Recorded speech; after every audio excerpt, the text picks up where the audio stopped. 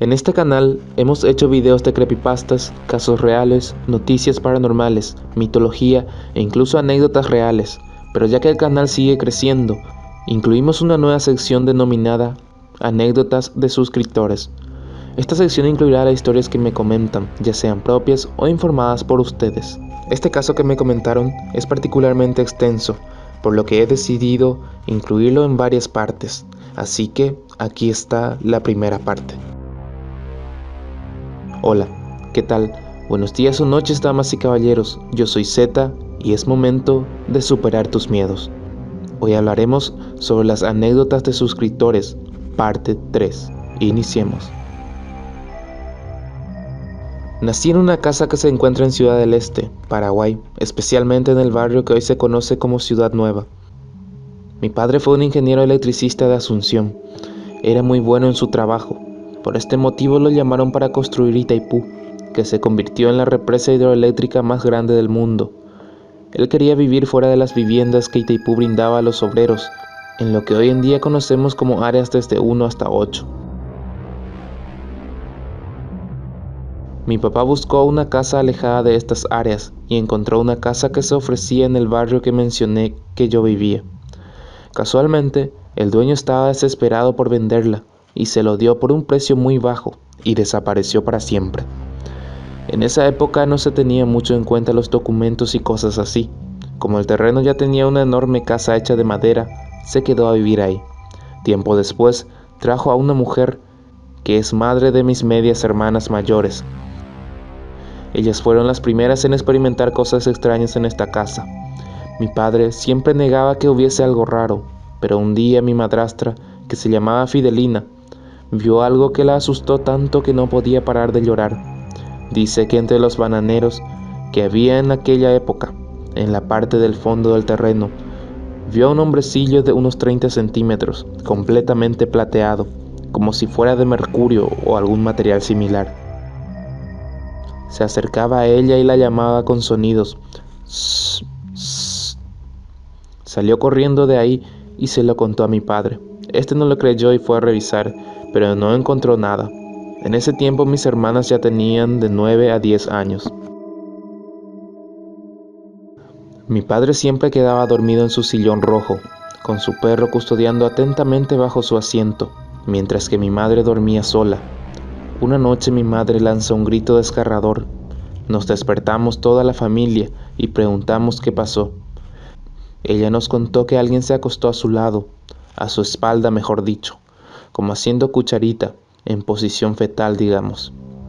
Ella por un momento pensó que era mi padre, totalmente ebrio, y se quiso mover a un lado, pero la agarró fuerte y ahí se da cuenta de que era un cuerpo frío y con barba larga. Cuando quiso empujarlo se percata que era solo la mitad de un hombre, digamos que solo la parte de arriba, y la parte de abajo terminaba con una pequeña cola. Era como mitad humano y mitad feto no desarrollado.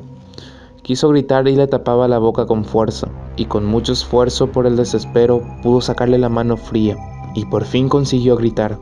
Esto es totalmente real, aunque parezca fantasía o parálisis de sueño. Hasta hoy en día mi madre llora cada vez que lo cuenta.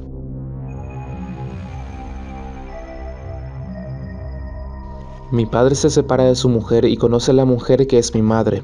Ella cuida a mis hermanastras, más los 3 hijos que vinieron después, uno cada año. Con esto ya éramos 6 hermanos, de parte de padre. Una de mis medias hermanas se va a vivir con su madre y quedamos 5 chicos en la casa.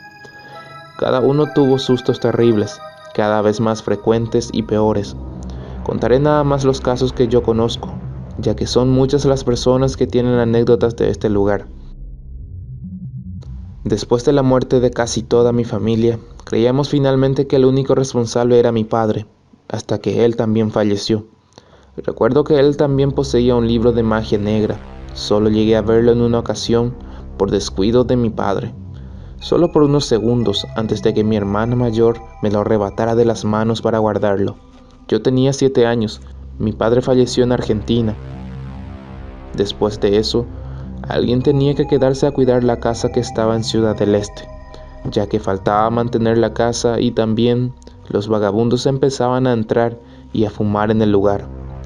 Entonces decidieron pedirle a un tío que se ocupe de cuidar la casa.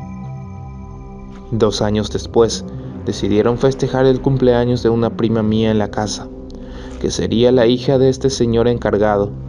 La fiesta tuvo muchos invitados. De repente, uno de sus invitados se acerca a mi tío y le pregunta lo siguiente, dando una pequeña descripción. ¿Quién es ese señor de camisas a raya y pantalón jeans? Me miró y me ordenó que me largara de su casa. ¿Es acaso un pariente tuyo? Dado la descripción que le proporcionó, el hombre lo miró extrañado y le contestó que ese hombre era el antiguo dueño de la casa, es decir, mi padre, que ya había fallecido.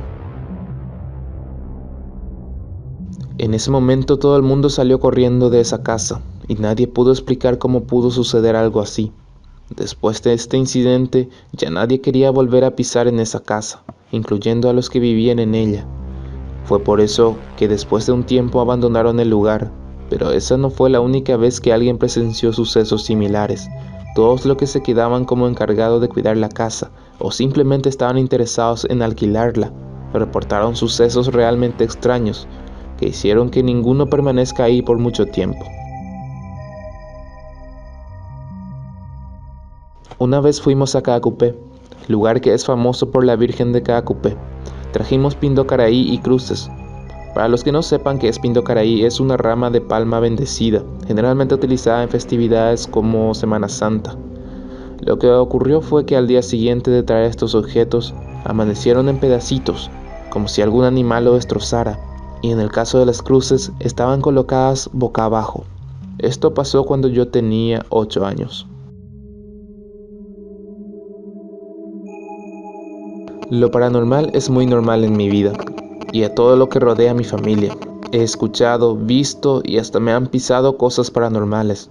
Una noche calurosa, dormí en el piso. Tenía pelo largo y en el silencio y oscuridad total, un pie helado me pisa el pelo y casi me arranca el cuero cabelludo. Grité muy fuerte y por la inercia traté de sacar lo que me pisaba y ahí fue que toqué un pie enorme y muy frío. Ahí mi hermana enciende la luz, pero ya no había absolutamente nada. A mí siempre me han pasado cosas extrañas. He estado cerca de perder la vida en 3 ocasiones, en una de ellas casi por un incendio. También como dato importante, quiero añadir que mi hermano, después de que le sucedieron una serie de cosas, quedó afectado y hasta hoy en día padece de esquizofrenia severa.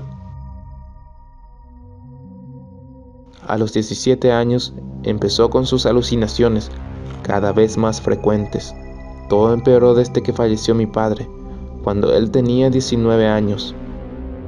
Manifestaba que mi padre lo observaba toda la noche parado a los pies de su cama, en silencio, pero con los ojos abiertos.